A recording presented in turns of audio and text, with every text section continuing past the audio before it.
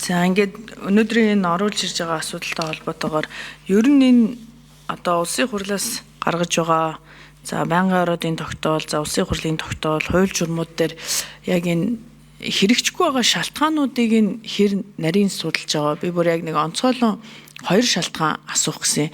За эхнийх нь болохоор нөгөө санхүүгийн үр дагавартай зүйлсүүдийг хаяа магадгүй одоо яг тогтоолын явцад тэрийг нь дутуу тооцоолсон байна уу, эсвэл засгийн газар дээр очиод ингээ хөрөнгө мөнгө байхгүй гэд хэрэгжих боломжгүй гэсэн нэг хэсэг зүйлсүүд байдаг. Энэ ер нь одоо энэ хэрэгжихгүй байгаа зүйлсүүдийн ойролцоогоор хэд орчим хувь байна. Тэгэхээр энэ дээр нийт одоо эдийн засгийн тооцоол бид нар дараагийн магадгүй одоо төсвийнхаа төлөвлөлтөн дээр өмнө баталсан зүйлсүүдээ хэрэгжүүлэхийн тулд ийм хэмжээний одоо төсөв мөнгө гарах ёстой маа гэдэг ч юм уу. Эдгээр төлөвлөлтийг одоо эх жилийнхаа төсөвдөө бэлдээд хийх ёстой болов уу гэж харж байна. За эхнийх нь бол энэ төсөв мөнгөтэй холбоотой.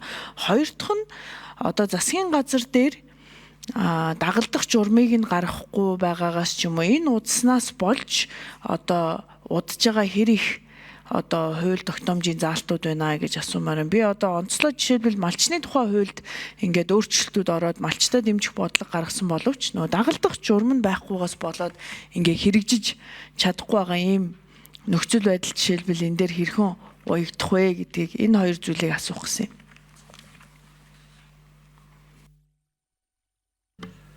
За хэн хариулах вэ? 7 номер өөрийгөө танилцуулаарай. За гишүүний асуултанд хариулъя. Тэгэхээр хууль тогтоомж хэрэгжихгүй байгаа шалтгаанууд нь бол өөрийгөө танилцуулаарай. Засгийн газрын хяналт хэрэгжүүлэх газрын үнэлгээ мониторингийн газрын дарга өөрийн туяа байна. За хууль тогтоомж хэрэгжихгүй байгаа шалтгаанууд нь гэх юм бол зарим нь бол энэ нөгөө хэрэгжилтээс хасах гэдэг нь одоо нөгөө цаг хугацааны хувьд хэрэгжээд зарим нь дууссан, тухайн одоо төсөл арга хэмжээ нь хэрэгжээд дууссан. Зарим нь бол одоо хэрэгжихгүй байгаа гэхээсээ илүү одоо нөгөө хэрэгжилтэнд байгаа зарим заалтуудыг бид нар бас нөгөө одоо одоохондоо хэрэгжилт болоогүй гэдгээр бол 206 дугаар журмаараа үнэлсэн байгаа. За яг энд бол бид нар хууль тогтоомж тогтоох шийдвэрийн хэрэгжилтийг бол нөгөө төсөвтэй нь уялдуулж тайлгнахаас илүү одоо нөгөө хариуцсан яам одоо хариуцсан чиглэлийн газрууд бүгдээрээ тайлангаа ирүүлээд энэ тайлангийнхын хэрэгжилтэн дээр нь бид нар одоо дүн шинжилгээ үнэлгээ хийгээд оруулж ирж байгаа. Тэгэхээр цааталт нь бол бид нар төсөв нь бол тухайн байгууллагын одоо нөгөө гүйцэтгэлийн удирдлага бусад одоо үйл ажиллагаан дээр бас тайлгнагддаг байна. Би тайлбарлаж. За 6 номерын микрофон одоо 9 сайд.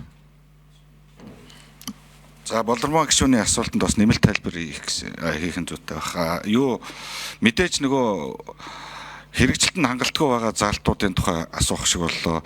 Ер нь ихэнх хэрэгжилтэнд хангалтгүй байгаа хууль тогтоомжийн бэлтийн ард нь юу гэхээр санхүүгийн шалтгаан тэгээд төлөвлөгдөөгүй төсөв нөөцөө буруу тооцсноос үүдчил асуудлууд хэрэгжилтэнд хангалтгүй үлдэж байгаа. Тэгээд энэ ер нь их хурлын харьяа байгууллагуудын их хурлаас гаргаж байгаа байнгын ородоос гаргаж байгаа шийдвэрүүд гэлтгүй энэ төрийн бүх шатнд гаргаж байгаа шийдвэрүүдийг төлөвлөлт төсвөлт үнэлгээ тайлгналтыг ил тод одоо нэг платформ дээр гаргаж ирж одоо асуудлыг шийддэг ярьдаг төлөвлөдөг байх шаардлага бол үүссэн байгаа. Тэгээд тэр чиглэлээр бас энэ ДМ-ийг нэвтрүүлнэ гэдэг дээр ажлын хэсгүүд гаргаад их хурлынхаа холбогдох ажлын хэсэгтэйгээ хамтарч ажиллаад явж байгаа. Тэгээд ерөнхий сайдаас өгсөн. За Болормоо гишүүн тодруулъя. За сая одоо 2 сайдын хэлснээр би одоо зүгээр таамаглахтаа ингээд ихэнх хэрэгжээгүй шалтгаан нь бол ер нь төсөв мөнгө гэж хэлэх болов уу гэж бодож байна л та. Гэтэ сая өөрийн туяа даргын хэлснээр бид нар нөгөө нэгдсэн тайлангуудыг нэгтгэж аваад тэгэл тэн дээр ингээд орхичод ийн гэдэг нь зүгээр хангалтгүй мүү гэж одоо та хэд маань ч гэсэн цаастын ажилда энэ тайлангууд чи үр дүнтэй байхын тулд яагаад энийг бид яаж засварлах вэ гэдэг зүйл дээр нь л санал хэлээд байгаа. Тэгэхээр одоо ингээд төсвийн тооцоол дутснаас болж юм уу ингээд бид нар айгүй сайн санаад энэ тогтоол гаргаад ч юм уу ингээд хууль тогтоомж гаргаад хэрэгжихгүй байтал ингээд дараа нь тооцоодлоо буруу хийсэн штэ гэдэг айгүй харамсалтай байхгүй юу? Тэгэхээр мэдээж улсын хурл бол одоо бүх төсвийн тооцоол хийх бид нар тийм институц нь бол биш. Бид нар бодлогоо тодорхойлж байгаа. Тэр явцад ч гэсэн зөвхөн сангийн ам гэлтгүй одоо танаа энэ байгууллага ч гэсэн энэ тооцоолоо гаргаж ирмээр байгаа байхгүй юу? За энэ яг боломжтой юм уу, болохгүй юм уу гэдгийг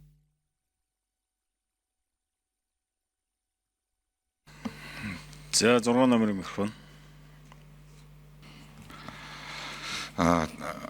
Тийм болормоо гишүүний хэлж байгаатай санал нэг байна. Тэгээд засгийн газар дээр шийдвэр гараад эдийн засгийн хөгжлийн сайд, сангийн сайд миний бие ороод ингээд ажлын хэсэг гараад өөрөөр хэлбэл төсвийг төлөвлөлтөөс нэхлээд саяны хэлдгээр гүйцэтгэл, тайлгналт хүртэл нь ерөөсөө нэг цонхны бодлогоор асуудалд ханддаг, үнэлдэг, тэгээ бодиттой дүгндэг байя гэдэг дээрээ шийдэл гаргаад олон улсын тэр хяналт үнэлгээний цогц системийг нэвтрүүлэхээр ажиллаж байгаа. Тэгээ энэ чиглэлээрээ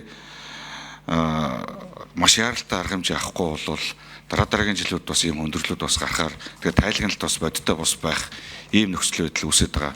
Хуулиараа бол яг үхээр бид нар хяналт хэрэгжүүлэх газрын хувьд цахим мэдээллийн санд ирүүлсэн тайлангал үнэлж үнэлгээ хийж байгаа. Яг газар дээр хян шалгалтыг бол үндэсний аудитын газар хийгээд тайлгнаад явдаг ийм бас ялгаатай байгаа. Тэгээд энэ чиглэлээр бас тайлгналтын систем бас нэгтгэх бас шаардлага